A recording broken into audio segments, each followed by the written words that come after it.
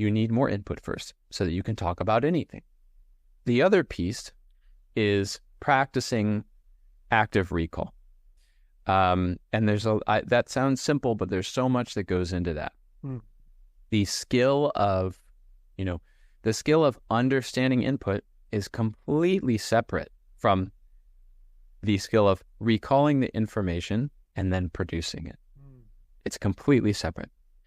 And so some people would suggest something like self-talk, talking to yourself in that language to force yourself to go and pull the information out.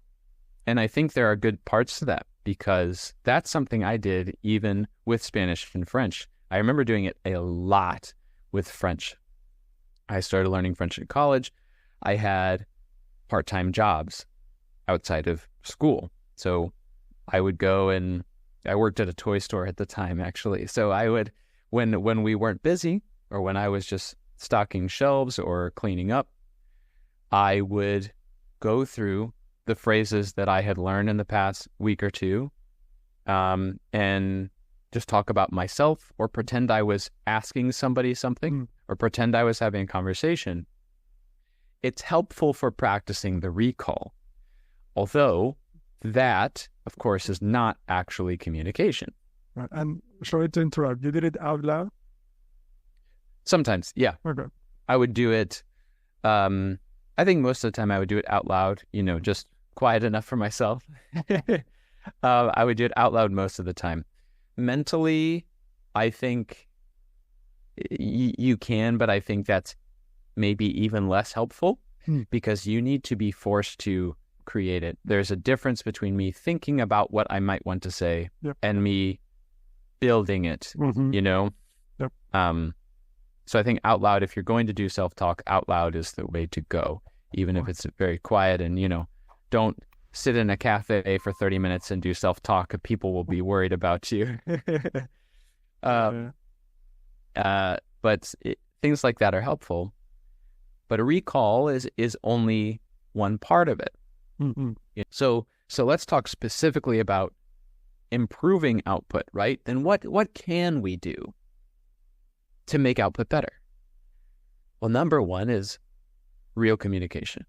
That's sort of the blanket answer, because within real communication, you are forced to practice recall. You are forced to have pronunciation that is accurate enough that it's understandable.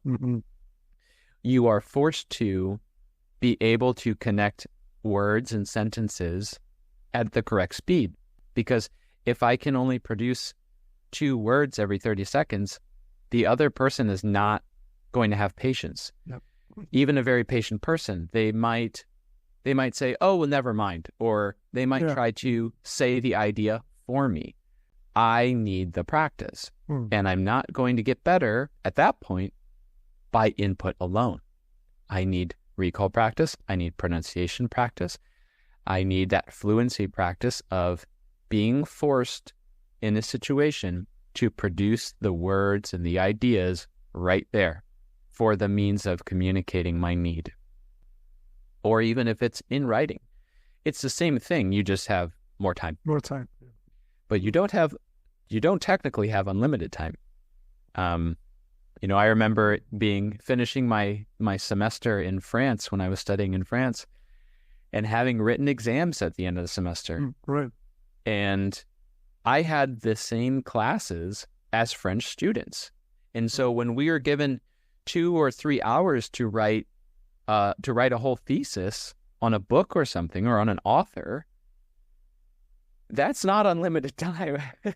All of a sudden that feels like 5 minutes, Right. Especially as a foreigner, you're like, oh my God, I'm trying to, and here's. Yeah, I'm thinking even if you're doing it by yourself at home, you can force it so you can avoid thinking about it forever. Meaning that you can time yourself and try to, I don't know, I'm just thinking about it. Like, yes, you can write things down for 10 minutes, like as much as you can. Then the next day, as much as I can, plus a little more. That way you don't fall into the trap of thinking about it forever. Yes. Right. So there are great things like that to do on your own. But I hope everyone understands that those are not permanent solutions to improving the output. They're a step, because if I practice, let's say I pick a topic and I say, okay, I'm going to talk to myself about my food preferences in Japanese for 3 minutes. I'm going to time myself. I might even record myself. Doesn't matter. I'm going to talk about my food preferences for 3 minutes straight.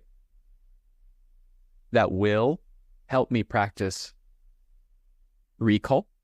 It will help me practice some form of speed and fluency, knowing that I'm trying to fill the time without giant gaps. But it's still not communication. So it's a part way. It's helping practice some of the skills that build into communication, but it doesn't reach the last step because I don't have an audience, right? If at least I was recording or maybe writing a message to a native speaker, well, now it is communication. And I could do all the same steps, but then I'm sending it. And that's the thing about, especially in a classroom, actual communication-based activities, or just task-based or communication-based, communicative learning, different labels for this, versus just a regular language practice activity, right? I could have a story about a guy, he goes to the zoo and he looks at 5 different animals that day. And then the question might say, does he go to the zoo? Yes. That's not communication. It's identification. And what is the purpose of that activity other than to practice language?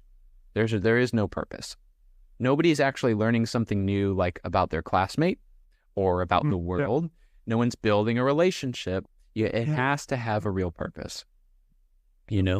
So 100%, you can practice recall using something like self-talk, using journaling, and that's recall, but also helps process what's happened. So something that I use with students a lot in my private tutoring sessions is we often read books together. So I may have a student write a summary. I'll give them a time to write. You have 5 minutes. Write me a short summary of the chapter we read for this week's lesson. And they write for 5 minutes. And I don't make them do that to say, okay, next activity. They are doing that for the purpose of recalling what happened because they read it in that target language. Now they have to process it in that target language and they have to output in that target language. And they're doing it for the purpose of me reading over it to, one, check their understanding, but then for us to go right into a discussion. And sometimes that discussion is because maybe they missed a very important event or detail in the chapter that's crucial to the story. They have to know it. That happens. Or maybe they got everything. Okay, then we don't need to use it for the events now. Now we can talk about thoughts, opinions, predictions about the story. So we have a purpose. We have multiple purposes for that. Yep. But that's communication with, they could have written the summary on their own if they wanted, without me even ever seeing it. If they wanted to practice trying to recall and forcing themselves to process, it's still helpful. But then nobody's there to help give them feedback on that writing. Right. And if all you ever do, and I actually am talking about this in a video that I should have coming out later this week. If all you ever do is self-talk, for example, or journal entries, but no other speaker ever sees them or is able to give you feedback, you might accidentally form very bad habits or incorrect language and then make it permanent. I understand. I just was going to say that I look at self-talk, for example, as like a stepping stone to sort of mitigate the fear of going out to the real world right away, right? Because that is, you go from yes input to the real world. It's shocking. I mean, Because it's like from zero stress to 100, right? Yes. So things like that, you start the process of output without the extreme pressure of having to communicate with a native speaker. Yeah, it is. I agree 100%.